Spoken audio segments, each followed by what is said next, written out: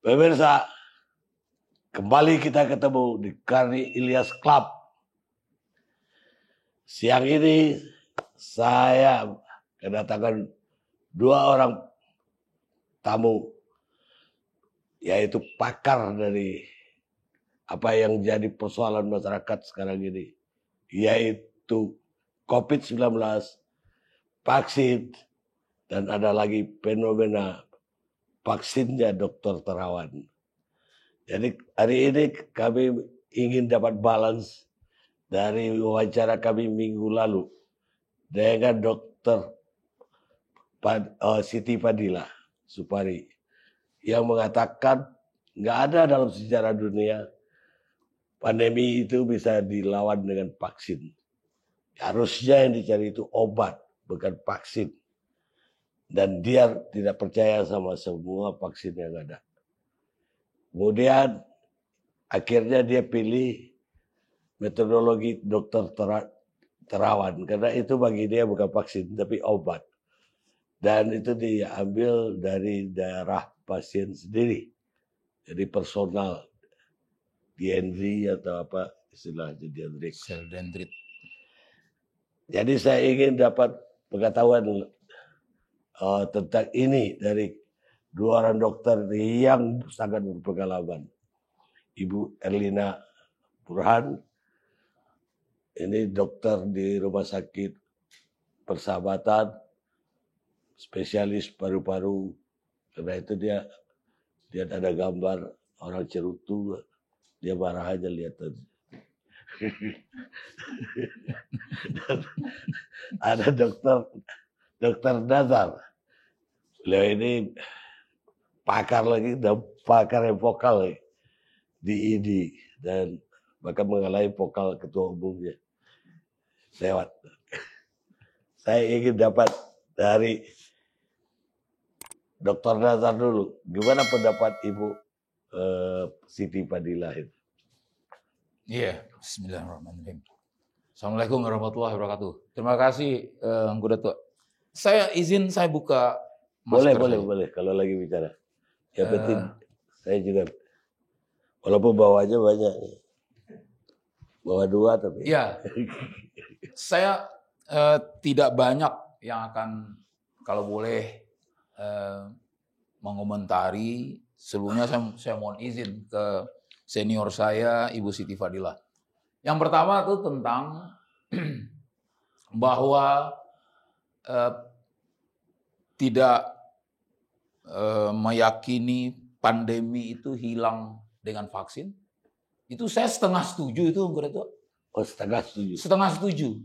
Karena memang kita tidak hanya mengandalkan vaksin untuk pandemi. Artinya vaksin bukan segala-galanya untuk pandemi. Tapi kalau Ibu Siti Fadila sama sekali nggak percaya. Ya, tetapi saya tidak mau langsung meng-counter itu. Tetapi ada sistem, ada perangkat, ada cara lain menyempurnakan vaksin ini untuk menghadapi pandemi. Saya ulang, menyempurnakan kita melawan pandemi selain dari vaksin. Kita sempurnakan dengan apa? Ada 5M itu tadi. Itu satu. Yang hakikinya adalah personal education. Kita didik orang melalui apapun komunitasnya, tapi secara personal dia menyadari bahwa dalam pandemi ini dia tidak bisa berjuang sendiri untuk kepentingan pribadinya, tapi dia berjuang untuk melindungi dirinya dan berarti melindungi orang lain. Plus vaksin baru. Itulah sebelum campur tangan Allah, itulah cara duniawi yang paling bisa, kalau tidak bisa menyetop pandemi sebenarnya, mengurangi laju pandemi atau mempertajam turunnya grafik penderita pandemi di seluruh dunia, bukan hanya di seluruh Indonesia. Jadi artinya, makanya saya bilang saya setengah setuju dengan itu, karena memang tidak seluruhnya tidak vaksin yang kita andalkan. 5M itu bukan hanya 3M lagi kalau menurut saya. Kan begitu ya Dokter Erlina ya. 5M yang harus kita andalkan. Kita juga selain yang 3M yang sudah baku personal itu, kita juga harus mengurangi traveling. Kemudian kita benar-benar meyakini itulah personal education-nya. Menghindari kerumunan. Terlepas dari suka dan tidak suka. Termasuk juga terlepas dari apakah itu mengganggu fluktuasi income personil maupun income negara. Bukan itu persoalannya. Persoalannya itu adalah 5M itu harus dikerjakan. Plus vaksin. Nah, baru duniawi kita meyakini pandemi itu bisa ditangani. Itu, sementara itu yang kedua. Lalu yang kedua, beliau mengatakan bahwa beliau meyakini cara yang dilakukan oleh sejawat saya, Dr. Terawan. Mereka berdua ini kan sama pernah memegang tampuk pimpinannya Kemkes. Ya. Beliau meyakini itu, mungkin ada yang perlu digarisbawahi di situ. Itu lebih bersifat kepada appreciate beliau terhadap bagaimana gigihnya Dr. Terawan melakukan inovasi. Saya bukan mengatakan melakukan penelitian. Ada inovasi dari Dr. Terawan untuk bisa dengan, katakanlah, tetap dengan sangka baik, dengan cepat menghasilkan upaya-upaya, salah satu diantaranya vaksin, atau yang dikerjakan sekarang yang bernama Vaksin Nusantara itu untuk mempercepat menyediakan senjata untuk melawan itu. Itu inovasinya yang itu saya hargai. Itu juga barangkali yang dihargai oleh Ibu kita Siti Fadilah. Tetapi kalau masuk lebih dalam, bagaimana proses pengadaan vaksin dan seterusnya. Nah, disinilah barangkali kita, minimal saya, ada persimpangan jalan udah tua. Kalau saya meyakini, dari manapun juga itu datangnya.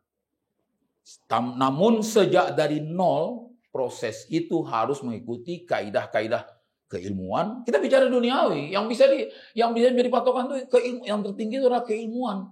Saintifiknya, lalu etikanya, dan seterusnya seperti itu. Apa itu kurang dari metode? Barangkali kita elaborasi dalam pembicaraan ini. Nanti tergantung Anggo Datuk menanyakan apa, di mana kurangnya. Enggak, saya akan mulai dulu dengan ini. Pak Dokter tadi mengatakan bahwa vaksin itu kita butuhkan melengkapi yang 5 tadi. Tapi ada yang bilang begini, kalau kita vaksin, tapi kita tetap aja harus protokolnya 5M. Iya. Gitu. Dan tidak menjamin saya tidak kena COVID kalau saya vaksin. Iya. Terus berapa saya vaksin, kata yang kontra ini. Iya. Yang kedua juga terbukti berapa orang di antara yang udah vaksin, bahkan yang 2 kali vaksin, terkena COVID-19. Bahkan dokter yang tiap bulan merawat saya, dan saya harus konsultasi ke dia, internis, yang pekan lalu saya bilang di ICU, hari ini beliau sudah almarhum, Dr. Ismoyo. Iya, 3 hari yang lalu. Iya, internis dan kardiologis, ahli jantung dan pembuluh darah. Dan ahli pembuluh darah dia. Iya, tuh. Jadi kan itu benar bahwa kan tadi dibilang, loh, orang divaksin kena juga. Walaupun vaksinnya sudah sempurna. Katakanlah dia tanpa komorbid, tanpa penyakit ikutan. Memang benar. Dia bisa kena. Itulah gunanya disempurnakan dengan 5M itu tadi. Kenapa? Vaksin ini adalah sama dengan vaksin lain. Mau polio, mau meningitis. Yang populer kan meningitis kalau orang berangkat haji. Di masyarakat itu yang populer. Itu adalah suatu kuman yang dilemahkan, yang dimasukkan ke dalam badan kita. Nanti beliau akan jelaskan lebih jelas nanti. Di mana tujuannya adalah apapun bentuknya, tipe dari yang ada metode yang sampai ada 6 cara itu sampai terakhir dendritik itu tujuannya adalah merangsang tubuh kita ini yang tentaranya sudah ada, leukosit itu, sel-sel darah putih itu dirangsang, dia siap sedia, lalu dirangsang lagi, ada yang khusus membuat amunisi, siap untuk peluru. Jadi tentaranya siap, logistiknya ada. Itu kerja vaksin. Namun tetap musuh kan tetap bisa datang. Justru 5M itu atau minimal 3M itulah. Jadi sah-sah saja orang mengatakan, loh udah divaksin saya kena juga, divaksin saya sakit juga. Oke, Anda sakit, tapi teoritisnya adalah apabila Anda kemasukan virus COVID-19 itu, secara kenyataan, secara ilmiah, apabila Anda tidak divaksin, mungkin mohon maaf, Anda sudah sakit parah atau meninggal. Tapi persoalannya dengan Anda vaksin, karena tentara Anda punya, peluru Anda punya, sehabis-habisnya tentara itu, sehabis-habis peluru itu, itulah yang menentukan. Jadi sekurang-kurangnya penyakitnya akan lebih ringan. Itu sebenarnya. Nah, penggalan itulah yang tidak dielaborasi, sehingga ini mohon maaf banget. Skeptisme itulah yang menyebabkan, saya tidak pro kampanye pemerintah, bukan itu ya. Itulah skeptisme, itulah yang banyak dielaborasi di media, sehingganya ujung yang tadi itu, tidak apa gunanya kalau begitu vaksin. Tapi saya beruntung benar diundang kemari dengan begitu, kita semakin bisa menjelaskan kepada tua bahwa itu memang bisa terjadi begitu, sah-sah saja. Begitu juga dengan setelah dia berpuas diri dengan 5M tadi misalnya. Benar-benar dia menjaga, banyak itu. Senior saya banyak yang seperti itu. Saya aja yang dianggap orang sebagai adik kesayangannya cuman boleh lewat jendela dari ruang tamu. Pernah begitu. Tetapi dia juga bisa mendapat.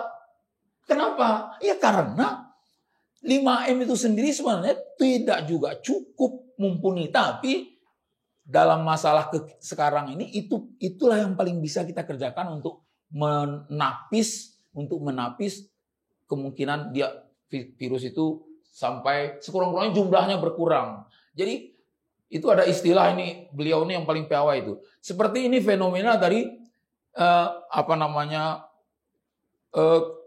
lapisan keju Swiss itu.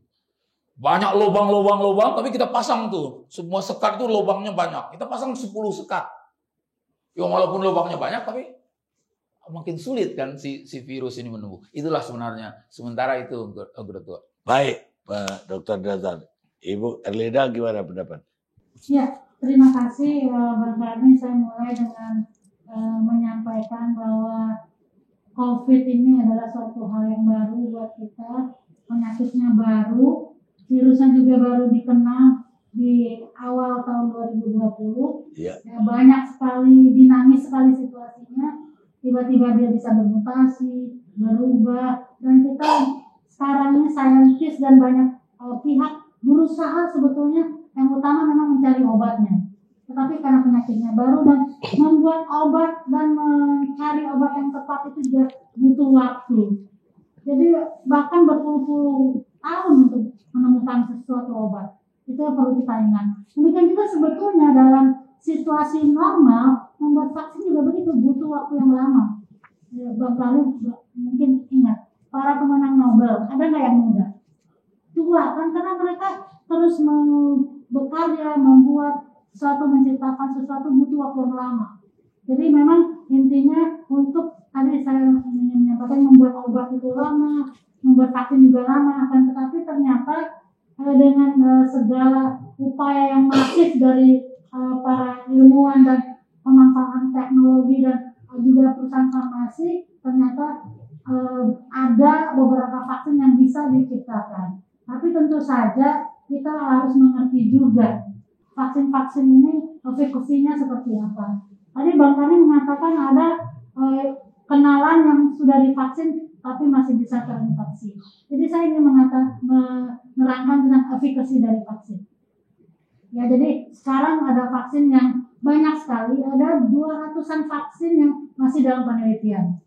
60-an diantaranya sudah melewati sampai fase 3. Bahkan 15 vaksin itu sudah lewat fase 3 sudah lewat, dan 7 vaksin ada beredar di masyarakat. Nah, ke-7 vaksin itu sudah memenuhi kriteria yang disampaikan oleh WHO bahwa efikasinya di atas 50%. Apa itu arti efikasi? Katakanlah suatu vaksin A, efikasinya adalah 65%. Ya, itu artinya seseorang yang divaksin dengan vaksin A tersebut, resiko untuk menjadi sakit penyakit tertentu berkurang resikonya 65% dibandingkan orang yang tidak divaksin. Jadi bukan berarti seseorang yang divaksin lalu kebal 100%. Masih tetap ada kemungkinan sekian persen untuk terjangkit. Ya, tetapi dari laporan-laporan dari teori-teori, walaupun seseorang sudah divaksin, tapi kemudian karena mungkin viral load-nya besar, tinggi, banyak sekali virusnya, frekuensi terpaparnya sering, maka imunitas yang sudah didapat dari vaksin juga mungkin bisa kalah sehingga akhirnya sakit juga. Tetapi sebagian besar Bang Karni, orang yang sakit setelah divaksin itu gejalanya ringan dan bahkan tanpa gejala. Tentu saja ada 1-2 yang berat dan mungkin kritis, bahkan Bang Karni mengatakan meninggal, itu kan sangat-sangat jarang semestinya. Jadi saya dokter di rumah sakit beserta juga teman-teman yang lain, tenaga medis, tenaga kesehatan, kami hari-hari melihat orang sakit, sesak, batuk, memberat, bahkan meninggal, melihat keluarga yang panik. Kami sangat berkepentingan agar ini bisa segera kita lewati. Sudah 1 tahun lebih kita menderita ya. Dampak kesehatan pasti itu ada, dampak sosial ada, dampak ekonomi ada, banyak orang kehilangan pekerjaan, banyak orang yang jadi jatuh miskin, banyak orang tidak bisa berbisnis, dampak pendidikan juga ada, anak-anak sekarang tidak bisa sekolah sebagaimana dahulu, semuanya online, banyak anak-anak yang kemudian jadi motivasi belajarnya kurang karena perubahan ini, dan dampak sosial kita tidak bisa berinteraksi. Nah, kita kan ingin bebas dari ini, harus ada upaya apa kami. Kalau obat belum kita temukan, karena hingga sekarang obat yang definitif untuk COVID ini belum ada.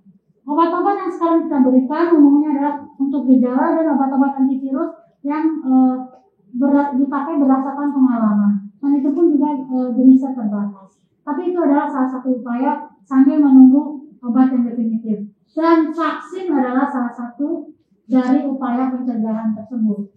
Ditambah lagi yang dikatakan 5M. Jadi saya kira kita semua harus berupaya. Saya adalah termasuk dokter yang sangat ingin memotivasi semua orang untuk divaksin. Karena ini adalah salah satu. Kita mau pakai Sinovac, sudah aja tidak boleh.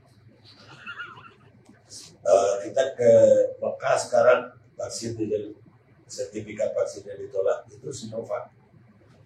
Jadi di Saudi nggak mau terima orang yang Sinovac. Artinya memang orang tidak menganggap bahwa itu efektif. Yang kedua, ya selain dari bukti yang banyak di Jakarta tadi, bahkan Afrika Selatan pun termodern. Pfizer juga agak kurang ya gejalanya. Terus sekarang apa yang tinggal? Dan mana yang harus kita pilih? Selain dari akibat tadi.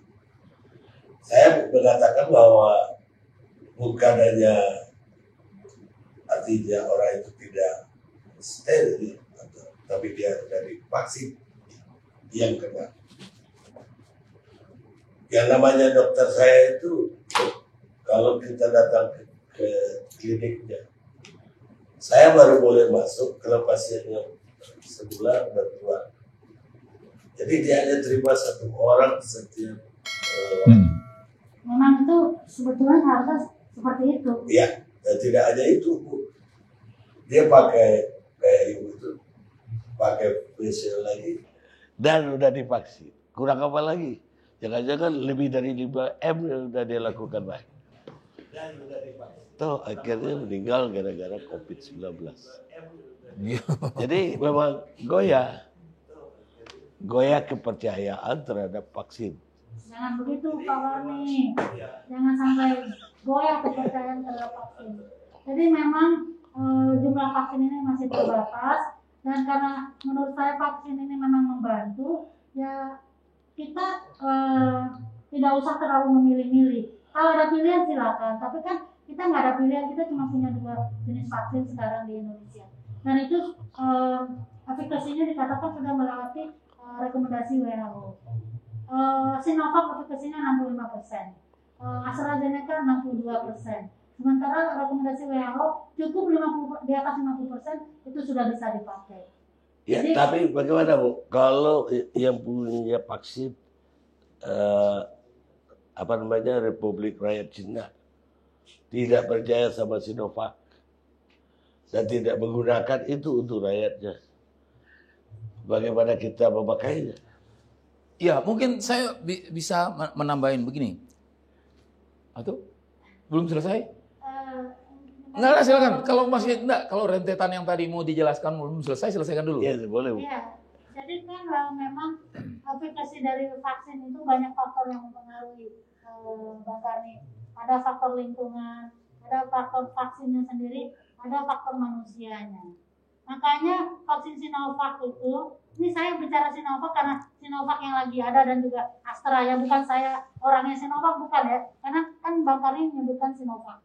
Di Turki efikasinya 91%, di Brazil 78%, di Indonesia 65,3%. Jadi memang berbeda-beda tergantung dari situasinya, dan barangkali kan saya selalu katakan masalah COVID ini sangat dinamis, berubah-ubah. Sebelumnya Sinovac itu kan di Cina dicobakan dan efikasinya memenuhi kriteria, tapi kemudian kan Cina sendiri punya banyak vaksin, punya CanSino, punya Sinopharm dan lain-lain, dan mereka mengatakan bahwa Sinovac ternyata sekarang efikasinya menurun. Mereka bukan mengatakan tidak percaya, tapi efikasinya yang menurun. Dan mereka berbeda dengan kita, Pak. Mereka pilihannya banyak.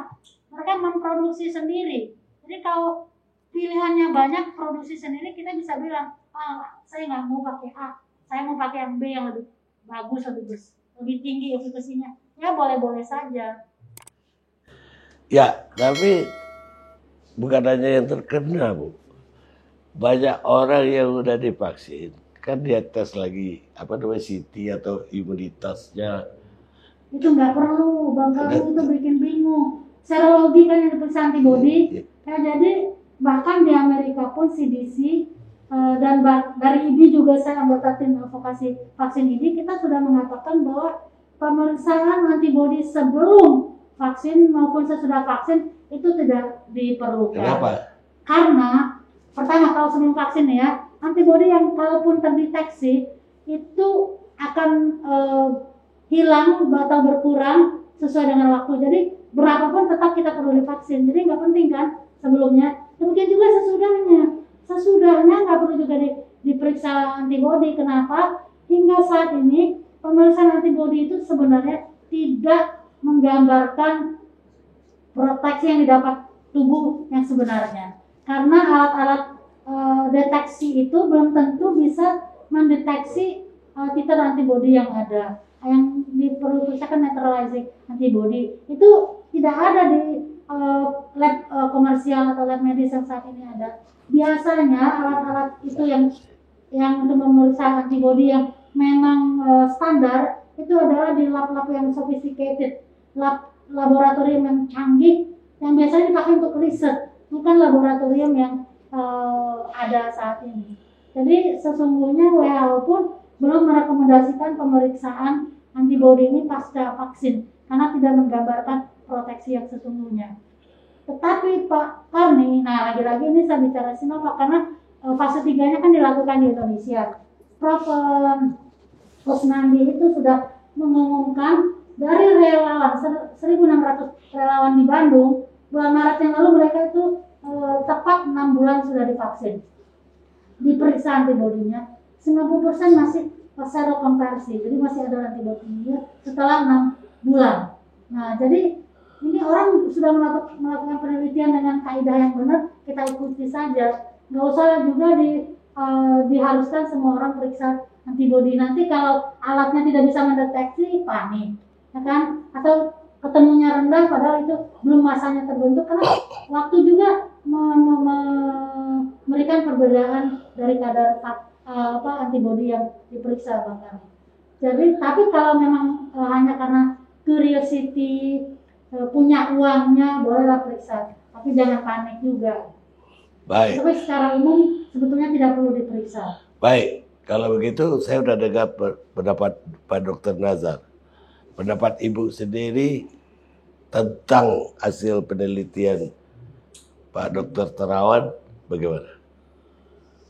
Pertama, Pak Karni, hasil penelitian itu kan belum dipublish. Ya, jadi yang Tapi udah banyak yang divaksin kan.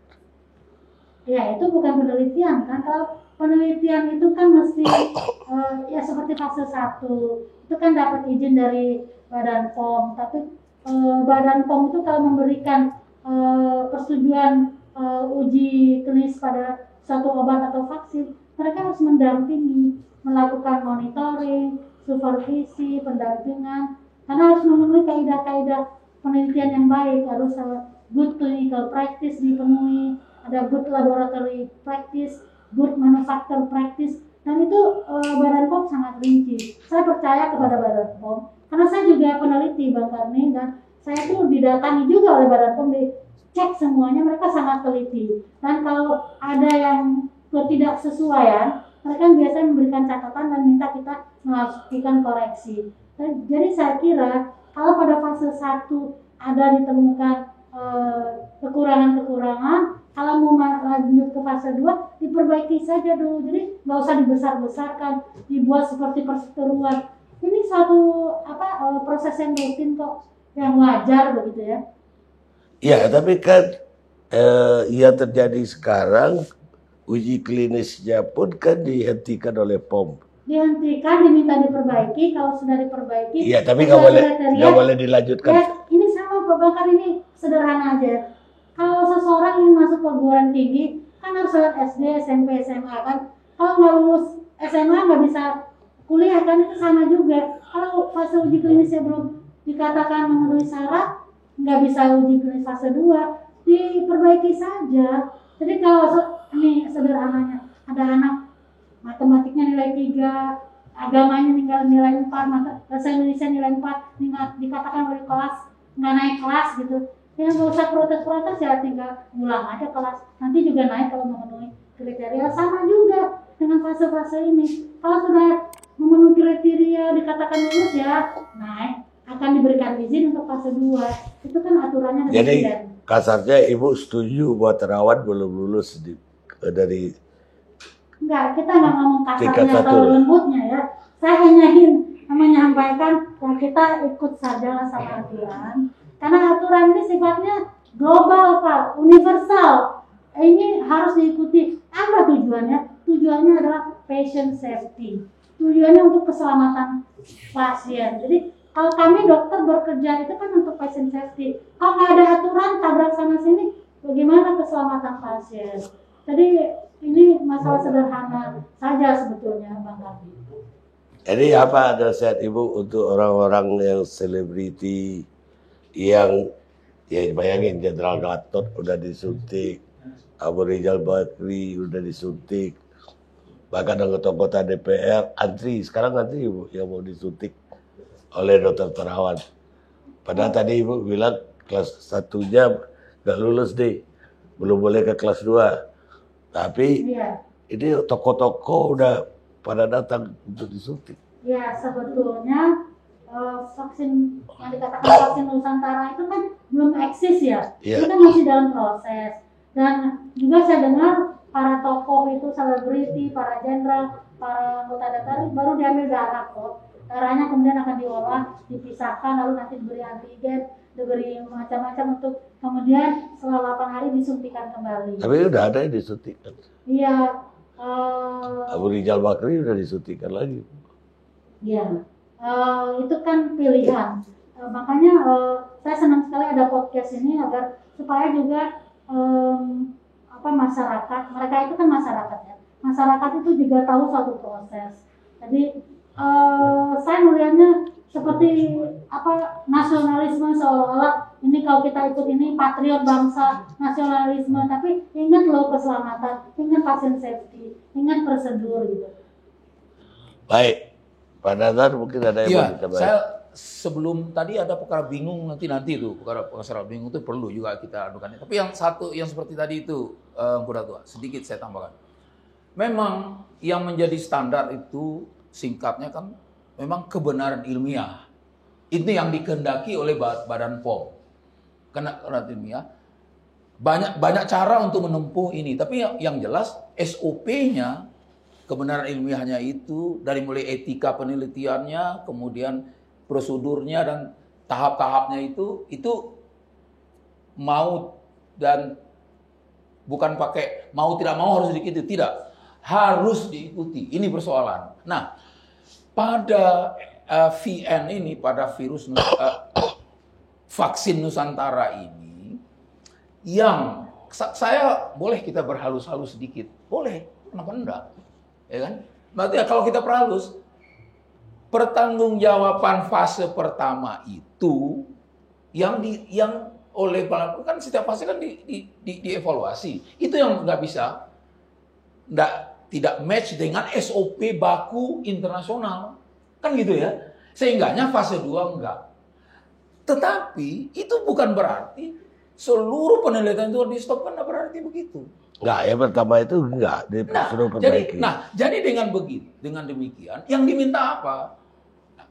Ini sama, ini berkaitan dengan, kita sebut saja lah, ada antusiasme, tadi disebut nasionalisme lah, apalah namanya, begitu banyak masyarakat kita, ya kan, dari orang yang terkenal sampai orang awam itu mensupport, itu memang iya. Memang itu adalah bentuk kepedulian. Sah-sah saja kalau menurut saya. Tetapi yang perlu diberikan dikotomi pemisah itu adalah bahwa kebenaran ilmiah tidak cukup hanya dengan dukungan yang sifatnya berdasarkan testimoni base. Ini persoalannya anggota tua. Sedangkan ini seluruhnya ini, jangankan vaksin. Seperti tadi yang dendritic type itu kan diambil darahnya, itu adalah bagian dari leukosit itu kan, dan itu kemudian dia diinkubasi, dikontakkan dengan kuman, lalu dimasukkan kembali, autologus namanya, dimasukkan kembali, sehingganya mazhab ini menganggap itu paling aman. Sah-sah saja menganggap paling aman. Kenapa? Toh dari darah yang sama dikembalikan lagi, jadi berarti yang dikembalikan itu adalah barang ibu ini juga yang bertugas membangun tentara, melatih tentara, dan memberi peluru di badannya dia. Oke. Tetapi kaidah-kaidah itu harus melalui itu yang dikehendaki oleh Badan PON yang berstandar duniawi begitu, universal. Nah, persoalan saya kembali ke tadi supaya nggak salah juga. Nanti kan Bang Karni bisa disalahkan kalau rekaman ini nanti ditayangkan bahwa antusiasme sampai patriotisme, nasionalisme kita tuh tertonjol dari begitu banyaknya, malah antri para relawan justru yang beratribut katakanlah orang yang dikenal, itu juga sesuatu yang pantas dihargai dari sisi dia. Tetapi kembali ke yang tadi, bahwa yang disebut tadi patient safety yang disebutkan tadi, keselamatan itu, dan terukurnya secara dunia. Kenapa Sinovac, kenapa Sinopharm, kenapa Johnson & Johnson mengeluarkan itu, kenapa Pfizer bisa dipercaya oleh dunia? Karena memang kredibilitas standarnya kita punya loh, Bang Ari. Balai POM saya tidak sampai sekarang cuma baru 1 kali pernah jabatan tangan sama Bu Luki itu. Tapi nggak mengenal orangnya dengan baik. Tetapi kredibilitas dia mempertahankan eksistensi kerja Balai POM itu buat saya itu penting. Begitu juga yang insya Allah, apakah itu vaksin Nusantara, apakah itu merah putih, atau apalagi juga namanya lain, apabila itu disertifikasi oleh Badan POM, itu setara dengan yang lain. Itu kebanggaan. Barangkali antusiasme, patriotisme yang seperti itulah yang ditunjukkan oleh beliau-beliau ini. Nah, tetapi kembali ke yang tadi, bahwa sesuatu itu mesti dikembalikan. Ini luar biasa baiknya support ini. Dorongan moral ini luar biasa bagusnya. Sampai diformulasikan oleh Pak Dahlan Iskan, itu kan terkenal juga, itu sama-sama beliau ini terkenalnya. Ya, diformulasikan sedemikian rupa, tetapi ini kan sesuatu yang bagus. Mohon maaf kepada semua relawan yang sudah menganukan FN itu. Saya menghargai sekali itu. Izinkan saya mengatakan sesuatu yang luar biasa bagus ini kalau tidak diletakkan di atas platform ilmiah dalam dasar ilmiah yang baik, belum tentu bagus dan baik ini menjadi suatu bersinergi yang menghasilkan sesuatu yang lebih ini. Itu dari sisi ilmiahnya. Legitimasinya. Iya, di situ legitimasi ini pertolongan. Karena itu nanti saya bendera Bio Farma, apa namanya? Bukan Bio Farma ya, apa namanya? Badan POM yang itu setara dengan FDA. Setara dengan FDA, betul nggak? Apabila dia mengeluarkan ini, bangganya kita luar biasa. Tapi dengan syarat, dengan bukan mengketat-ketatkan, bukan melakukan diskriminatif dengan vaksin-vaksin yang sedang diuji coba 2 lagi yang lain itu enggak, saya melihatnya ilmiah saja, enggak seperti itu.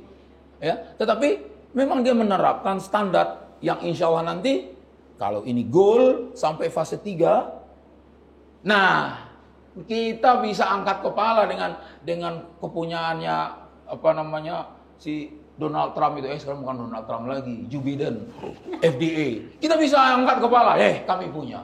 Jadi tidak hanya Ibu Siti Fadila yang bisa mengusir, WHO keluar kau. Tidak. Badan POM juga punya itu. Nah, saya kembali lagi, nanti kehausan nanti lupa lagi puasa nih, terlalu semangat, nggak boleh. Kasihan. Nah, satu lagi, perkara bingung-bingung tadi. Saya anggota tua izinkan, saya bilang, pantas dia bingung. Saya juga pantas bingung, apalagi yang edukasinya bukan berbasic kesehatan, lebih bingung lagi. Tahu nggak Adinda, orang makin kaya dia, makin tinggi ilmunya, itu yang saya lihat itu secara random, tapi dia bukan orang kesehatan, itu yang banyak bingung. Tanya sama anggota tua ini. Iya, karena dia bisa segala-galanya, tapi nggak bisa suka-suka hati mengambil vaksin, bingung. Semua orang bingung. Nah, disinilah saya kalau boleh mengatasnamakan ini, atau saya sebagai insan kesehatan anggota tua, saya merasa salah. Kenapa? Sosialisasi dan edukasi bagaimana menghadapi pandemi ini saya kurang memberikan kepada masyarakat awam. Sehingganya masyarakat itu melihat begitu vaksin beredar ada 7 Johnson di bredel, bukan di bredel, itu bahasa apa itu bredel? Di apa namanya? Dihentikan. Ada yang kita diembargo dari Inggris bla bla bla. Orang bingung lalu pakai yang mana? Kalau edukasinya baik, cukup sederhana. Vaksin perlu tambah 5M. Tapi mana yang pakai? Yang sudah disediakan pemerintah itu yang harus dipakai. Selesai. Jadi kewajiban pemerintah menyediakan apapun mereknya. Moderna apa? Ya, Moderna. Nggak usah Moderna. Modern pun boleh keluar vaksin itu udah sah, gitu. Jadi artinya bercandanya seperti itu. Yang penting apa sekarang? Mau diakselerasi kayak apapun juga, kalau vaksinnya tidak ada, edukasinya nggak jelas, berapa kali bingung. Dari bingung memahami vaksin, sudah berubah dia. Jadi sadar, nggak bingung lagi. Ternyata dia cari vaksin, ternyata nggak ada. Jadi kuncinya sederhana sekali. Suruhlah kita nih mensosialisasikan lagi. Nah ini saya makanya senang juga dengan adanya studio ini. Ini bisa gregetnya bisa lebih hebat dari ALC nih. Ya, loh ini menjadi edukasi. Ya memang. Masa nggak bercanda loh? Tujuannya memang gitu. Nah, ya supaya publik tahu. Anak saya tanya anggota tua, pernah ngapain? Di mana tuh nyari-nyari ini? Kenapa nggak ke tempat dulu aja di ALC? Yang penting itu saya bilang, media ini saya anggap akan menjadi corong untuk mensosialisasikan dan edukasi. Nah inilah dia edukasi, ini yang penting. Kembali lagi dari bingung ke bingung, supaya nggak bingung jilid 2. Yang harus adalah apapun mereknya, asal otoritas itu mengeluarkan itu, FDA-nya itu, yaitu Badan POM mengatakan ini pakai, ya kan anggota tua, jangan-jangan mereknya apa? Balingka vaksin. Loh, emang kenapa? Nah, itu yang orang Balingka pasti tahu deh. Balingka vaksin. Nah, keluar itu. Badan POM bilang, pakai. Itu yang penting. Setuju nggak, Dinda? Ya, nah, itu. Efikasinya sesuai dengan yang efikasinya, keamanannya, harganya itu sudah ditera melalui Badan POM. Apapun mereknya, Pak. Apapun mereknya. Ingat-ingat itu anggota tua, balingkah vaksin suatu saat akan keluar. Kalau itu. Pemirsa, memang tujuan kita mengadakan dialog ini adalah supaya publik dapat guideline, dapat pencerahan vaksin mana yang harus dipakai dan apakah perlu vaksin atau tidak. Sore ini dijelaskan oleh dua orang pakar yang ada di sini. Dan sebelum saya tutup, saya mau kasih kenang-kenangan di IFC kan nggak bisa kasih. Keren. Pak Karni muda di sini ya. Keren. Itu dihadapkan ke sana. Ini berapa puluh tahun yang lalu? 10. Tapi ini khas tersendiri nih. Itu Novel tuh megangnya pakai tangan kanan, ini pakai tangan kiri, lihat. Sendiri nih. Saya juga kiri. Nah ini loh. Gue pikir itu pakai tangan kiri. Jadi Pak Makasih. Pak Karni, sekali lagi saya ingin menyampaikan bahwa vaksinasi itu kita perlukan dalam upaya mengatasi pandemi. Tetapi vaksin bukan segala-galanya. Harus tetap menjalankan protokol kesehatan 5M. Itu tetap harus ada. Dan saya memotivasi masyarakat untuk menjalani vaksin ini karena kita ingin mencapai herd immunity. Kalau itu nggak tercapai Pak Karni, maka penularan akan terus terjadi. Dan kalau penularan terus terjadi akan ada potensi varian baru, kematian juga akan meningkat. Kita nggak bisa hidup seperti lulusan pandemi. Jadi saya kira semua kita berkepentingan untuk mengatasi pandemi ini. Dan berkepentingan untuk mempromosikan vaksin ini. Betul, vaksin apa saja yang penting efikasinya sesuai dengan rekomendasi.